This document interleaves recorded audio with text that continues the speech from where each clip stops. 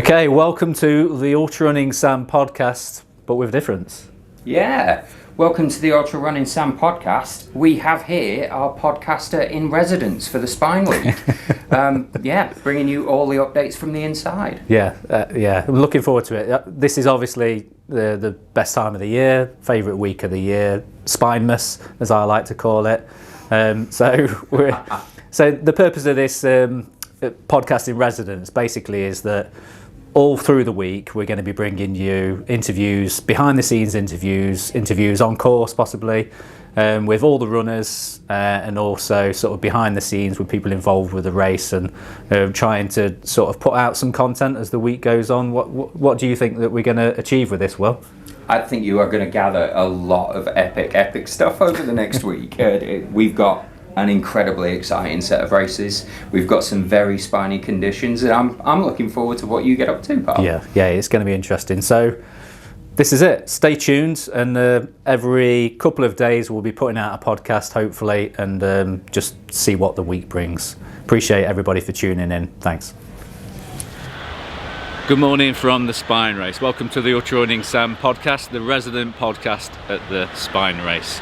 So today is all about the women's race. So later on I'm going to be meeting up with Allie Bailey. We're going to be discussing the women's field, what it's taken for them to get to where they are in their positions in this race. We're going to talk about who potentially could be on the podium at the end of this, who's dropped out, who's looking strong. We're going to go in depth, so enjoy. So a bit about the podium positions then. So at the front we have Lucy Gossage and we have Robyn Cassidy. Now they were, at the time of filming they were together, but since then, since we filmed them yesterday morning, they split up, and Lucy is now sort of leading the charge ahead of Robyn Cassidy. And then in third we've got Nicki Arthur, and then after that, a bit further back, we've got Sarah Perry and Laura Swanton Rouvelin, who aren't too far away, probably about 6 or 7 miles apart. So let's have a look at our interviews with them on course. Are you just going to the loo? We missed the pre-chat, and now we're going to the loo. Are you okay? How was Hike Up Mick? We've been smashing each other. Yeah, all the breaking way. each other. Yeah. All the way. Good. Sprinting Good to down, hear. trying to trip each other up. Yeah. Well, it's a race. We've been having a lovely day. Oh, Yeah. It's been such a nice morning. There'll be some tough So days, I'm good. sure, but But this has been a like very pleasurable a little cherry on it. 12 miles or whatever it is. Good start. So have you managed to sleep at any point? I actually had an hour and 10 minutes in Keld. I'm so proud.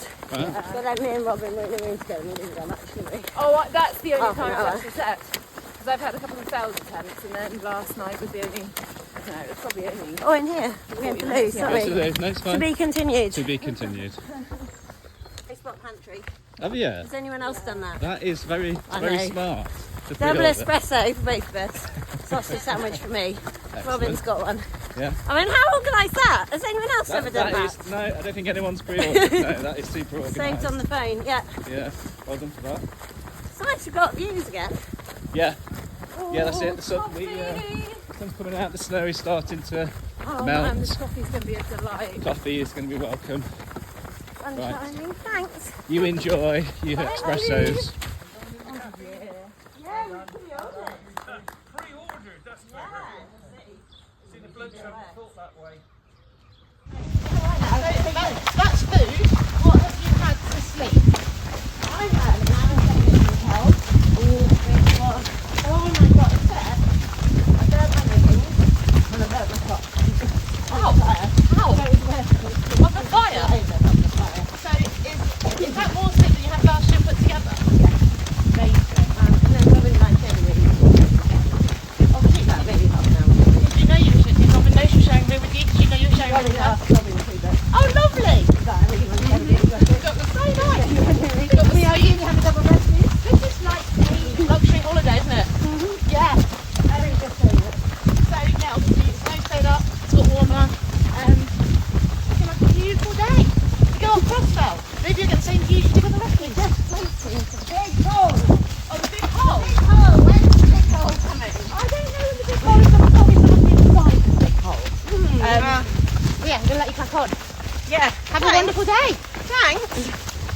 morning. That way. Lucy's sandwich. I do know the way. I've done it before. I don't. You're at Sam, aren't you? Yeah. Nice to meet you. Yeah, you too, yeah. Eventually we'll get an interview, won't we? Maybe. No, you haven't actually properly asked me. Oh, yeah, I have. No, you asked me after the spine. I Oh, said did what I? I've done about Okay. 10. Oh, yeah. And then you haven't actually asked me since then. Fair enough. You Okay. never said no. We'll do one in a few weeks then, once you... Still got my sausage sandwich. Excuse me. Warts and all. Where's this going, this video? Oh, this is a YouTube, an Instagram live actually. How's it? Yeah, Lovely. yeah. So don't I always swear. look at my best. Yeah. Well, Michelin woman goss. you have to, Easiest don't you? sausage sandwich and burping. Lovely. So, how are you feeling about the way it's gone so far? Really good. Yeah. Only because, like, I've looked after myself and I've slept a bit. Yeah. I need to get some more sleep. Alston's not the place. I don't know where the place is, Yeah. but checkpoints are too busy. They are This busy. doesn't Yeah. work for me. Yeah. So I couldn't sleep in Alston. Problem It's nice to lie down. you got is because of the north as well, isn't it? The Yeah. north has gone off as well. So But I've eaten loads. Don't think I've ever eaten this much. Like, it's not been very nice, but... And yeah, I've looked after myself so far. But we've still got 100 miles to go. Yeah. It's a long way. it is. So, Yeah. Crack on. who knows? Enjoy. But hopefully have a bit with Robyn. Yes. Come on, Robyn! I'm coming! What's the next bit? Noodles at Grey Coat. Noodles. I don't know much about them. So, okay, well, I'm going to see you a little bit later. Have the best day. I will. And crack on those sandwiches. Yeah. Good. I'm going to get this 3 words to describe the race on my phone. Well, how are you using this to film? Because I can send it to you.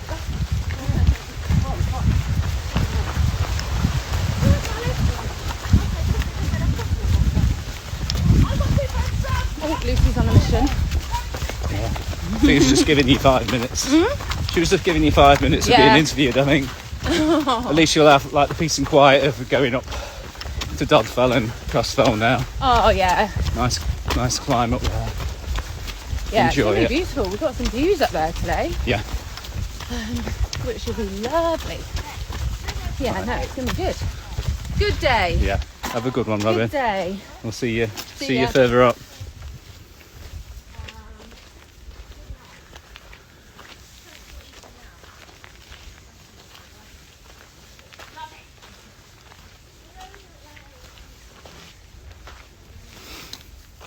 So that was Lucy Gossage and Robyn, race leaders in the full winter spine race, heading up onto Dodfell, Crossfell, and then going to get themselves some noodles at the noodle hut, Greg's hut.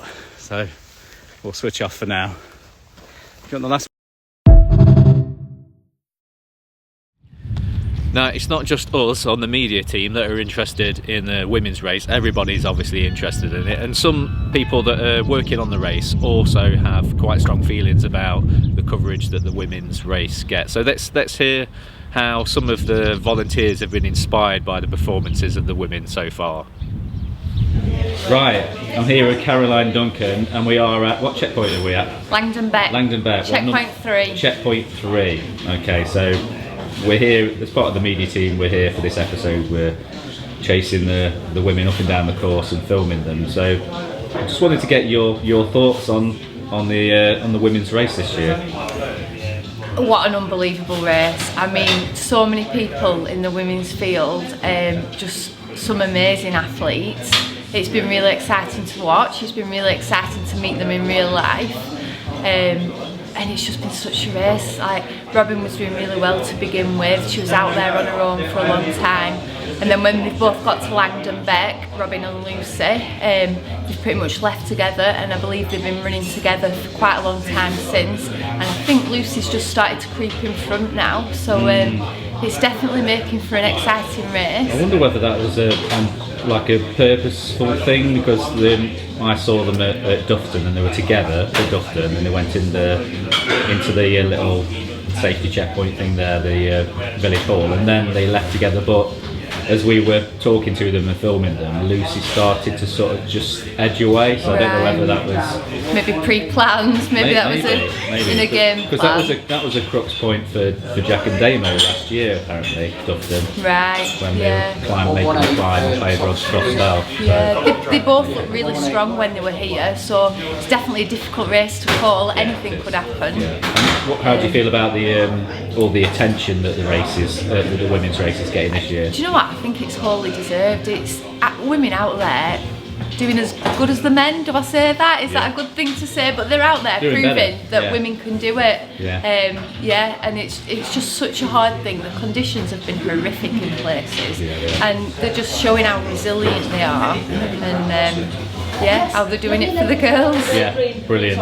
Thank you. Appreciate You're welcome. the time. Thanks. Right, I'm here with Jill Cooper, who is working at checkpoint 3. I've forgotten it already. Checkpoint 3. Yeah. Langdon Bay. I should know. I've been to every checkpoint multiple times, but I never know. Well, if you've been to them all, you won't know where you are, will you? That's true. That is very true. Yeah. So, Jill, what's your? I want to get your thoughts on the women's race this year. I think it's been really interesting because of the weather that's, I think, has caused lots of problems for lots of people. I think what I really like about the women's race is how much they support each other, and how much when someone drops out it actually affects other people within the race as well. I think that's something that we don't really often see, but we know it has happened this time as well. We saw that, didn't we? There was pictures on the. Pictures. Who was it? It was when Hannah. It was when tap on the bum. When Hannah Rickman dropped out. That was it. And and I mean we know Hannah because Hannah normally does this checkpoint with us.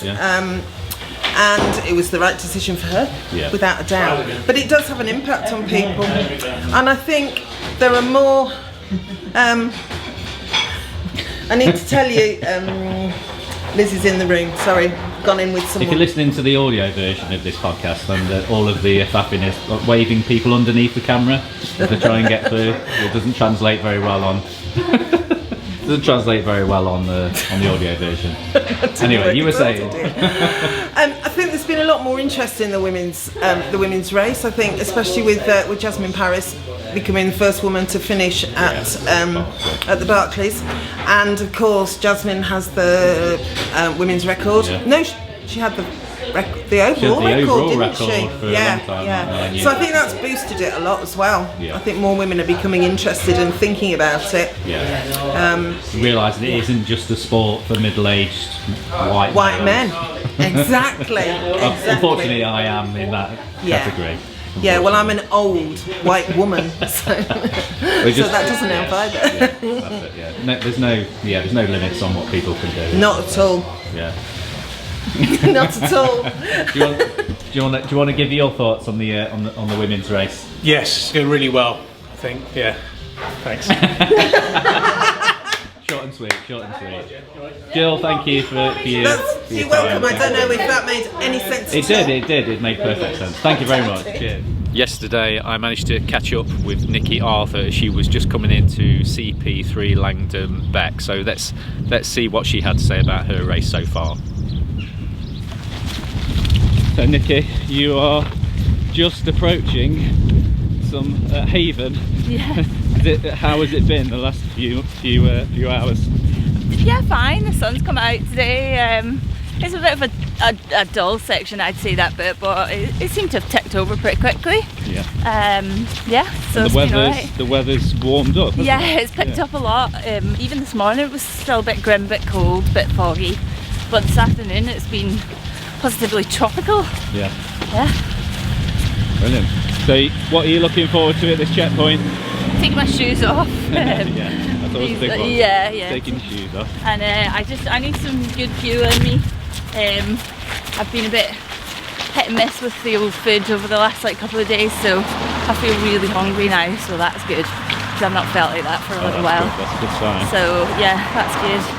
And then just take my pack off, have a bit of a break from that. But yeah, I'm just sitting down for more than 2 seconds. Well, you're doing brilliant. Thank you. Well done. Thanks very much. See you. a bit later on in the afternoon. I was desperate to go and see Sarah Perry, so I'd been tracking her and trying to get a phone signal so that I could figure out where she was on the course, and she was in a bit of a black spot, so I had to sort of do some technical running down onto the trail, go across the bridge and run and catch her up. But I managed to catch her up and have a chat with her, and she was in a bit of a tired state. She was on her way to the checkpoint, so understandably, so we appreciate the very dodgy footage that I got of her. And you'll see actually that I was in such a rush that I still had the lens cap stuck on the front of the camera. Rookie mistake, but you know, we're all learning. So here's my weird interview with Sarah. But I'm just not moving as well as I'd like to be. And I think once I've been in the checkpoint and had something to eat, had a refresh, hopefully.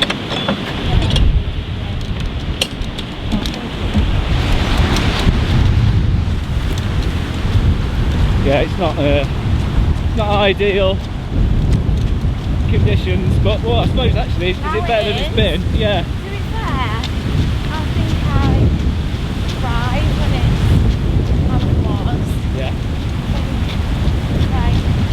I can just keep moving consistently, not quickly, but consistently. Yeah. So I think when everybody else is,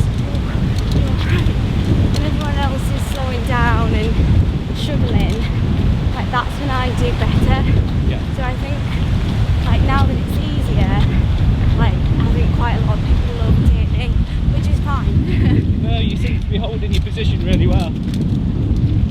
I don't really Been tracking you, and you seem like quite consistent.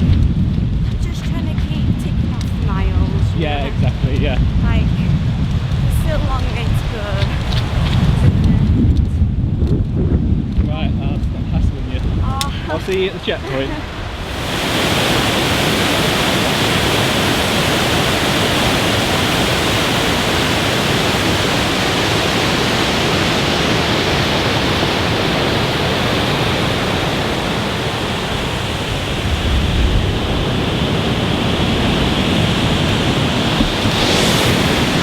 So this is what everyone's running through. So we're at low force, work your way up to high force.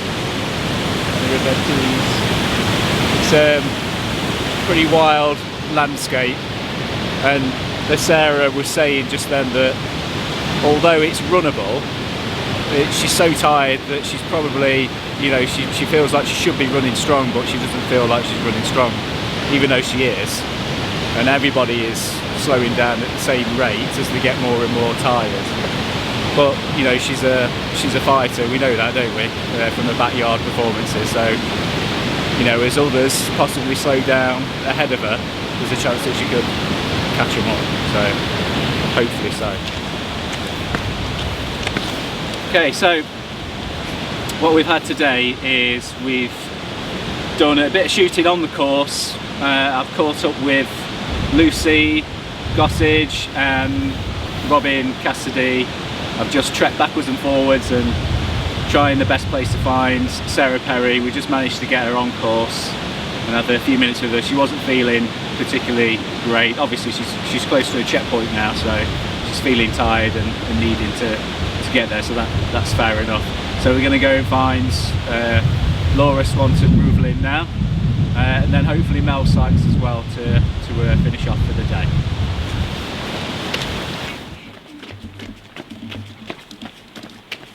Evening.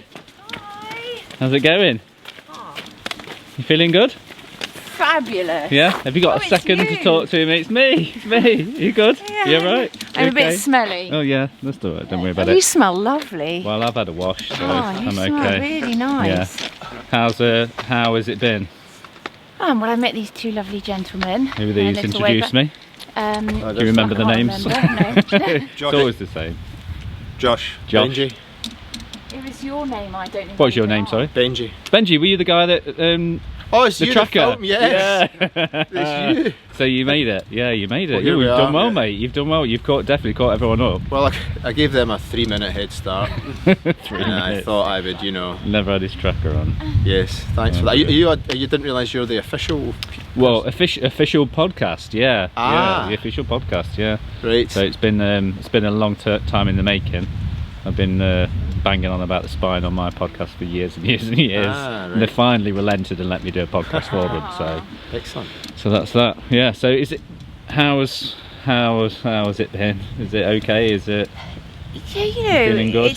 it's been really difficult underfoot, obviously. Yeah. It was just the first couple of days, weren't they? Just such hard work. Yeah. And even now, it's like it's really boggy and.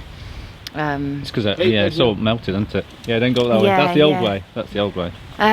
So yeah, it's just been really tough. And then last night I just froze because it was raining so hard, and yeah.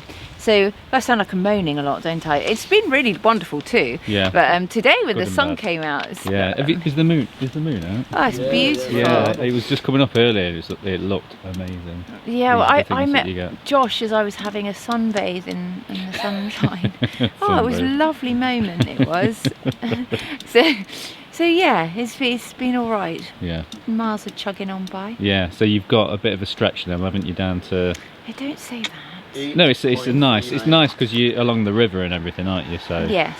Yeah, it used to be that you used to go up that hill, didn't it, and go to And there the would checkpoint be. there. We're not upset about that at all. No, well, I was last year when I got to this point. I was like, I know that the checkpoint used to be there. Yes, it's and it's horrid. not anymore. Yeah, So it's a bit rough. But good tomorrow. Yeah. But Yeah. at least we've got nice scenery Well, not for tomorrow, our, when we get up our again. little That's it. stroll. Yeah. Well, Yes. I was hallucinating at this point. I was seeing giant jelly babies in the river. I don't know Oh, how. Just wow. huge jelly babies. It's a bit of a weird. I think it was lack of sugar. I think probably. Yeah. Hence yeah. the jelly babies. Yes, yes. Probably. Right. Well, I won't hassle you anymore. I'll leave you to it, and you will soon be at Langdon Beck. It's Yes. not that far really. It's just a little stroll along the river. Little And strong. you'll be there.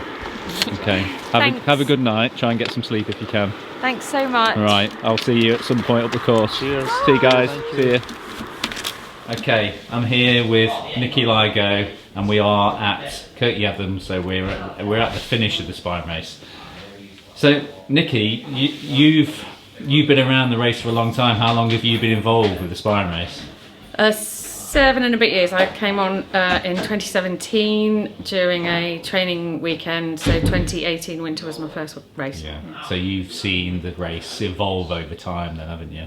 Yeah, I've seen it grow from what was essentially a really tight-knit, tiny community with, honestly, like everyone working pretty much around the clock, to becoming a really big, still got the tight-knit family feel, which spine is family. why, yeah, exactly, the spine family, which is why people, I think, come back on the volunteer side and on the athlete side, but now it's a much more organised machine, and we come into town like a circus at every single place, and I think we're getting quite a lot of efficiency. It's evolved an enormous amount, yeah. The travelling circus. Yeah, exactly. Spine race. Yeah. Yeah, excellent. So, in all the years you've been around the race, then you've seen it evolve and everything. So now, obviously, this year there's a lot of focus on the women's race, quite rightly. So how have you seen the how has that changed over the years for you? The view of women performing and how they've done over the years, and how the perception of women's ultra running has changed. It's changed massive. I mean, I haven't been around ultra running for much longer than I've been around the spine, but I think there have been strong women every single year, and that's not necessarily to say podium women, but strong women with a strong story, women that have been talking about things that are relevant to women in running that perhaps aren't talked about. A lot of research is mostly on men. It's not really focused on women, so there's conversations that are happening across the last few years that are encouraging to women, opening up, conversations about women and ultra running. And it's been people like Shelley Gordon, who ran with a charity following a very close loss, seeing very sort of regular Spine family people like Debbie Martin Consani, and then of course in 2019 when Jasmin won, I think that didn't just explode the women's side of things, that exploded the ultra running women's side of things into the mainstream, and that was brilliant because that opened the world up. She held the record, the overall record for the Spine, didn't she? Yeah, she did. For a long time. Yeah, she did. Yeah. And she was so steady, so measured. There's a big difference watching the women do this and watching the men do this. They're different in checkpoints. They're different mentality. I mean, it feels weird to say that because you're a woman, it's very different. It just is. The mentality is different. The approach and the checkpoints is different. And she was very, very measured the whole way up, and just very gently excelled. It was amazing. Yeah. So with Jasmin's success here and then their success at Barkley, obviously being first woman to finish Barkley, it seems like there's a lot of attention on women's ultra running. So you've seen that this year. Can you feel that? Can you actively feel that there's a lot of attention this year on the women's race? Yeah, there's a lot of conversation about it. There's a lot of for me at least, and for people that I know, the dot watching, when I first started working on the Spine, people were interested very heavily in the men's race, and I think I felt like the women's race was a secondary interest. If you put stuff on social media, that was less. It wasn't to say that the achievement was less, but there just wasn't the same. It was the conversation. There wasn't the same conversation, and there are a lot of. It's not typically people in their young 20s that are doing this. It's older, slightly older women, and having the conversation about things like menopause or things like periods, the sort of things that are normally not talked about but have a massive impact on running. Just the whole thing has been opened up, and so all the conversation that I'm hearing up the trail, and I've started in Edale and worked my way up, is fairly equally weighted. Yeah. So it can only be a good thing, can't it? It can only be good. The attention is, everybody deserves to have the attention of doing such a massive thing, of doing the Spine race. So it's well deserved, definitely, isn't it? Yeah, absolutely. Thanks, Nicki. Allie Bailey, welcome to the Ultra Running Sam podcast in residence at the 2025 Winter Spine Race. Welcome. Didn't you mean the 2025 Montane Winter Spine Race? Oh, you got me. Yeah, I did. Always on brand, aren't you? Always Except on brand. not, because I'm innovate, guys. Well, the race is a Montane race. That is true. Yeah, that is true. Very true. So it's your role here. Tell us what you've been doing this week then. I've been rolling around. Do you like that? Roll. With the media team, which I've not done before. It's quite good. It's like you're marked safe from doing the race if you're in the media team.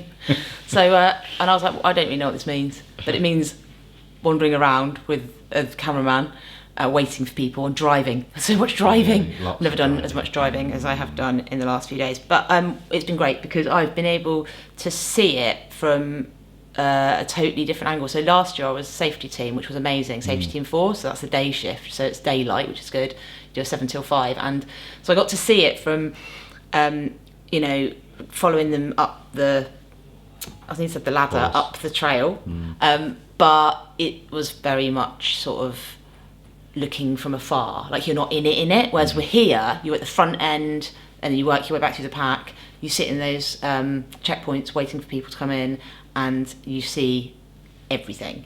And so it's been like basically like a behind the scenes. It's been amazing. It's been like a massive education. I thought I knew what it took to do this race, but it's really made me not reconsider, but be like, every single person taking part in this is an absolute hero. Every single person, from the people doing the sprint to the people doing the full Spine, like the conditions we've seen on the course in the first few days were,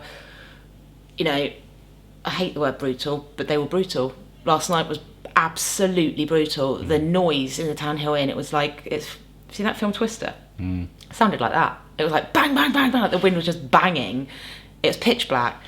They were trying to open, every time anyone opened the door, the whole door slammed backwards. There was cows twisting in the air. It was brutal, and to get through a night like that we saw from the amount of people that dropped out, that people just weren't up for it. But yeah, I've been running around with my camera, focused mainly on the front of the men's race for the first day, and then I've gone on to the women's race after that, and that's where I'm going to probably stick, to be honest with you, because that's what I want to focus on. Yeah, that's good. It needs focusing on, because I've been sort of volunteering for the race for quite a few years, and the first time I volunteered for the media team, we caught a bit of flack for not concentrating on the women's race as much, and that was probably due to more the fact that we didn't have enough people on the team to go and No, it wasn't. It wasn't. I'll tell you what that was because of. And you can laugh, but it's because we live in a patriarchal society where we think the men's race is more important. You have a certain amount of members on your team, cover both races. It's as simple as that. You don't need everybody on the men's team. You need one cameraman and one person presenting. That is it. And if that's all you've got, you do men's one day, women the next day, men's one day, women the next day. So I'm not having it. I'm not having this like we didn't have enough people. There's hardly hundreds of us now, is there? This is endemic. It's endemic in all sport. We always put the men's race first. And the other thing is we always have men presenting the women's race. We don't need men presenting the women's race. We need women presenting the women's race, because women know what those women that are out there are up against. And it's not just the stuff people want to list off, like you might start your period, you've got hormones, you just had a baby, any of that stuff. It's the mental stuff. It's the fact that when you're out on a hill, like they were last night, you are more afraid than a man would be, because you are conditioned to be afraid to be by yourself. And that's just another barrier that we have to get over. Sarah and Laura, in fact, Sarah said she was absolutely terrified coming down off one of those hills. Laura was, when she got to Hawes, said to Kirsty, who was in the checkpoint, that she's never been more scared than coming down into Hawes, because she was by herself and it was absolutely howling. So I think it's really important that we do really push this narrative that these women are doing something absolutely extraordinary. They're not elite athletes. I've had a few people slide into my DMs being like, going on about them being elite athletes. They are not professional athletes. None of them are full-time professional athletes. Like, these are women who have like got jobs. In fact, a lot of them work for the NHS. I feel like most of them work for the NHS. Yeah, there's a bit of a trend there, isn't there? Yeah, there is. Vets and doctors. Clever people. Clever people, yeah. Clever people with access to very, very good drugs. But that's a completely different podcast. But yeah, really, you've got people there with kids, you've got people there without kids, you've got people there a bit older, people there that are younger, you've got like so many different types of women, like representing all women, and I still think we have got a problem with like people of colour being represented, like a massive problem. That's something that needs to be addressed, but it's been great to watch them sort of climb up the field. But I just literally before this sat down to do some numbers. There was 11 women out there now, right? To start off with, there was about 17. I don't know how many men there are, but I was scrolling. Yeah. This has to be like 10 to 15% female field, which is still really, really bad. But the other side of it is, it's a 260 odd mile race. How badass are they? Yeah, it's quite a niche race, isn't it? There's not a lot of people that want to do it. So I think going forward, I'm going to be looking at, do women want to do this race? And if they want to do it, what is standing in their way? Like, what are the things that are standing in their way? That's the most important thing. Do you think that we're coming out of this phase of traditionally the demographic of an ultra runner was a middle-aged white man, and I say that as a middle-aged white man? Do you think that era of ultra running is now hopefully behind us? No. No. Do you? I think it's starting to be. No, it's not. What races have you been to where you've been like, wow, there's actually more women here than men? Not wow, more, there's actually more people of colour here than there isn't. Like, but at least the tide turning, at least. No, not turning. No, it's not turning. Like, it's still so male heavy. And, I'm constantly asking why that is. It's like, I do understand that this, like I keep saying, is a really niche sport. Maybe women don't want to do it. But as a coach and as someone that talks to a lot of women, I get a lot more female athletes telling me they don't think they can than male. And really interesting, actually, I stood at the start, when I was at the start, met a couple of guys who I knew from other races. One of them, his first race was the South Downs Way 100 a few years ago. I was on that race. It was boiling hot. We were running along. He told me it was his first ultra, and I was like, this is a punchy first ultra, you need to slow down. Because I was like trying to get a sub 24 time. And next thing I know, he stood at the full spine in front of me. I haven't entered the full spine yet because I'm still not sure I'm good enough, but he has. And that's the difference. The confidence that men have, they'll just jump in. What is that, just men being a bit stupid? And no, it's because men are told they can as they grow up, and women are told they can't. So men are told to go for it. Men are told that they're brave, bold, little good soldiers. Women are told it's dangerous. Be careful. Don't go out on your own. Don't go out in the dark. That's what women are told. And the difference between, you know, believing that and going, do you know what, I'm not having that, is those women that are out there now running that race. And that should inspire people, because you don't have to believe everything you're taught. You don't have to believe everything that you think, and women have just as much right to be on those trails as men do. But we have to get over this like societal belief within women that it's dangerous. You know, I get a lot of athletes who are frightened to train at night. I get a lot of athletes that are frightened to go on the hill at night. There's this thing that you're going to get murdered. It's like you're more likely to be murdered in Newcastle Town Centre than you are on a hill. But it's still that fear, it's lack of confidence. Men don't carry that. There is a lot of confidence there that we don't. It's even running down hills. Like, the majority of my female athletes are like, I'd like to get better at running downhill. My male athletes will run downhill at speed, because as they're growing up, they're told they can do that. That's a good, brave boy thing to do. But for girls, be careful, you might fall over.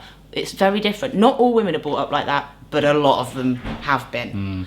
So there's all sorts of stuff, you know, there's childcare, there's time, there's like hormonal stuff, there's what people think, there's, you know, religious barriers, there's cultural barriers, there's all sorts of, there's not having people to do it with, there's all sorts of stuff, and it's stuff that we need to address. But I think for now we need to look at these women who are currently out there, like some of them like 100 and God knows 50 miles into a 260 mile race, absolutely smashing it and loving every second of it. Like today we saw Robyn and Lucy, who are at the front. And they've kind of been... They were flying. Oh my God. They came down High Cup Nick, and Tom, the photographer, was like, I could hear them coming because they were singing and laughing. You can't hear Kim and John coming singing and laughing. It just doesn't happen. So they flew down there together. I got to Dufton. They were both looking after each other in the checkpoint, having a proper laugh, having their breakfast. Lucy's like, come on, let's go. And off we went. And I don't know about you, Sam, but Tom, he couldn't keep up with them. I got to the point where I was like, guys, I really have to stop now because I'm wearing too many clothes for this. And I felt... I was in my running stuff, I was ready for it. We were dropping like... They were dropping like 9-minute miles out of Dufton, and this is like... Heading towards Crossfell. Yeah, this is like 160 miles into a race. Like, ridiculous. They're laughing. They're joking. Lucy's like, come on, Robyn, let's hurry up. Like, stop talking to them. It was amazing.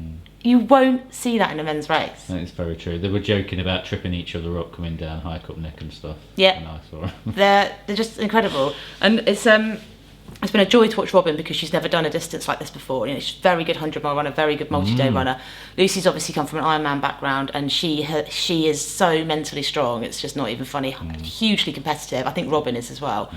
And then you've got Sarah, you've got Nicki Arthur, who's currently in third place, but the gap is enormous. I think by tomorrow it'll probably be a day. Yeah. And Nicki has been suffering with an episode of fainting. She's had problems keeping food down, but she's being really consistent. So she's sleeping a lot, eating a lot, and then she's cracking on again. And Sarah Perry, who's in fourth at the moment, overtook her briefly, but then Nicki came back. And I think that's because she's doing this strategy of sleeping and eating. She needs to do. Sarah is an incredibly consistent runner, backyard ultra champion. Southwest Coast Path record holder, and she just keeps going. But I know that this year at this race she's actually experienced sickness in the race for the first time, which is just not something that happens to her. But she has done the absolute classic puke and rally, and last time I saw her before Langdon Beck, a stranger offered her a Mars bar, she took it. So she's hard as nails, isn't she? Yeah, he was offering everyone Mars bars. That's within the rules. Yeah, it's well within the rules. So she had a sleep as well, and then you've got Laura, who's about probably 10 miles behind her. Laura's done this race before. She just wanted to do a better job, and I think she is because, again, she's eating and she's sleeping. It's not something that she's done before. And then behind her, you've got Mel.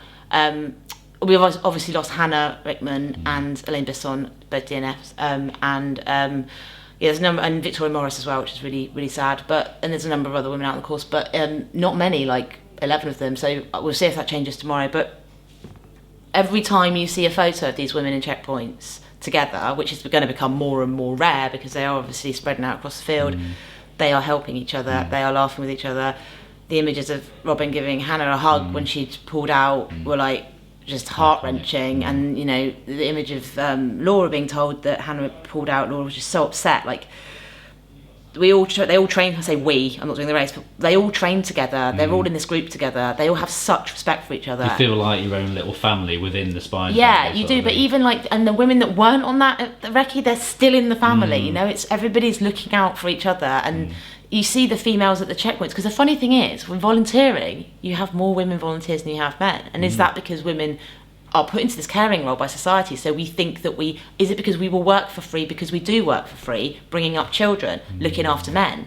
Do we think that, so we're not as bothered by the volunteer role, whereas men are like, I want to be paid for what I do? What is it? Like, it's all really fascinating. I've not thought of that, I never even noticed that. Well, notice it. Go into that room behind you and see how many of the volunteers are female, and see what the female roles are. Cooking, looking after people. You've been a brave little soldier, well done. Checkpoint managers as well, though. Yeah, but it doesn't matter, the checkpoint managers. They're there to tell you you've been a big brave boy, because that's what you want them to do, and pat you on the head and fucking give you a little drink of milk and change your nappy. That's what you want them to do. Like, it is very for all volunteering is female heavy. For that reason, we will work for free because you fucking expect us to work for free. It's ridiculous. There are some incredible men on those checkpoints as well. Don't get me wrong, but when you look at the split, it will always be really heavy female on the volunteers, but not heavy female on the racers. So what can we do then going forward to try and equalise things? I don't know if we're going to equalise things, and I don't know if equalising things should be the aim of the game. I think making it accessible should be the aim of the game. So again, with the volunteer thing, you've got all these women volunteering, they're not taking the race places. The men that are volunteering will take the race places, the women won't. And there's 2 women I know that have won Spine places, and they've won them, and they've worked their balls off, and they've finished the race. But they would never have entered otherwise, right? So what can we do? The most important thing is that men become allies for women, because when I talk to men about this, about the misogyny, you know, Sarah Perry is constantly faced with a barrage of abuse from men, and they'd be like, oh, that's not abuse, you know, that's us being nice, that she's small, or that she's pretty, or that, you know, oh, how are you going to be able to run that race, love? Yeah. What are you talking about? Like, what gives you the right to speak about how somebody looks? You're not going to go up to a bloke in a race and be like, would you go up to Damien Hall and go, how are you going to run that race, those skinny little legs? No, you wouldn't. So why do people feel the need to do it to women? Men need to call men out on this. Men need to call men out on it. Men need to provide a safe space for women within running, and that involves a zero tolerance approach to commentary, to judgment, to any of that stuff. And what we're seeing now is Lucy Gossage creeping up into the top 3 overall. I swear to you that if she can keep going, she will be in the top 3 overall. There'll be a Kim, there'll be a John, and there'll be a Lucy. But there's also the chance that with the Spine race that you have carnage at the front, and Kim and John could be out. Yeah, there is. And we could see a female overall winner. But you know, it's the language around it as well. You know, there's a lot of like, they talk about the so and so is winning the race, and in the female race, it's like, no, there is a men's race and there is a women's race, and then there is an overall race, an overall podium at the end, right? So it's really important to have this men's race, women's race, and there are 2 races going on here. So there's so much stuff that we need to do around it, but you know, I think that it's really, really important. For me, the most important thing is the allyship of men. And that is not men being like, oh, poor you, oh, you know, it must be awful. I want you to call out stuff when you know it's wrong, when you see it's wrong, and to understand where we're coming from on this, and to look at the bigger societal picture. Because it's not just about ultra running. We are in ultra running, so that's what we're talking about. It is in society. It is endemic in society. So, you know, you look at these women and show these women what they're doing to your kids, show them to your daughters, and be like, this is incredible. They're having an amazing adventure. They're bold, they're brave, they're brilliant, they are tough, they're resilient. Don't mistake resilience for like being unfeeling or unemotional, because it's not. You can be both, and we've seen that. You know, we will have, in the next few days, we'll have tears, we'll have vomit, we'll have blood, we'll have laughter, we'll have all of that stuff, the same that you get in the men's race. But I think with the women's race, you'll have it with more love around it than you do with the men's race, and less ego as well. Absolutely. I know I've got 2 teenage daughters, and they were never bothered about anything I did in ultra running until they saw Jasmin Paris at Barclay, and that was the thing that stood out to them of a woman doing something absolutely amazing in ultra running. They couldn't give a stuff what I did, ran the spine race, who cares? But so do you think that young girls do they need to see more women doing great things like that for them to sort of be inspired? No, do you know what they need? They need men to tell them they can. They need their dads to say, you can do whatever you want. Whatever you want to do, but you need to allow them. So you cannot protect them from boys. You cannot say, oh, you shouldn't wear that skirt, it's too short. You should not say, you're not going out wearing makeup. You should let them do what they want to do, because you would let a lad do it, right? If you're saying, when you're talking to your daughters, you need to think, would I say this if my daughter was my son? And of course we all need to protect our kids. I totally understand that. I don't have kids, I have a dog. But, it's about equality. It's about, am I treating this equally, or am I instilling a fear into my daughters? And I think it's amazing to have icons of the sport like Nicki, who's currently absolutely smashing through Challenger North. And, Nicki is in her late 50s. She has got women in their mid-30s chasing her, nowhere near her. She is an icon of this sport, and she's taken it all in her stride. What could be more inspiring than having a woman of that age doing that stuff? I absolutely love watching the women in their 50s and 60s smashing this stuff, because it's never too late. And even if you're listening to this and thinking it is too late, I'm 40 and I've only done a park run, it isn't. I started when I was 27. I'm now 43. I'm only just starting to get good at it. It's taken a long time, and I still feel like my best running days are ahead of me, and I'm super excited for it. But the other thing I'm super excited about is the community around it, and that involves all the amazing men. There are so many amazing men in this community. I've never felt safe. Never feel safer than when I'm out on ultras with the dudes that I run ultras with.